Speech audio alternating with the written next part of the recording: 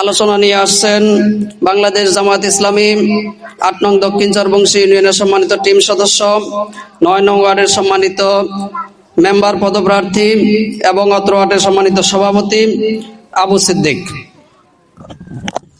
আউযু বিল্লাহি মিনাশ শাইতানির রাজিম। বিসমিল্লাহির রহমানির রহিম।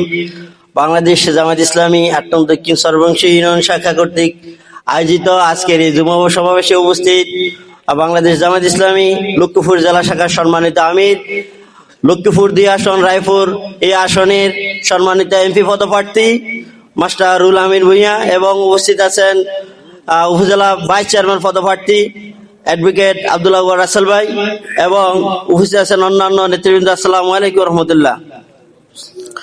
সম্মানিত উপস্থিতি, আজকের আমাদের যেই প্রোগ্রামটি অনুষ্ঠিত হচ্ছে আমাদের ওয়ার্ডে আমাদের সম্মানিত এমপি পদপ্রার্থী, যিনি আগামী দিনে জনগণের ভোটে নির্বাচিত হয়ে যদি সংসদে আমরা প্রেরণ করতে পারি, তাহলে আমাদের এই সম্মানিত এমপি তিনি আজকের অনুষ্ঠানটির মতো যেরকম পুরা ইউনিয়নের ভিতরে আমাদের ওয়ার্ডকে প্রাধান্য দিয়েছেন, উন্নয়নের ক্ষেত্রে আমি আপনাদের আশ্বস্ত করতে চাই যে তিনিও আমাদেরকে সর্বসময়ই এরকম ৯ নম্বর ওয়ার্ডকে বেশি প্রাধান্য দিবেন।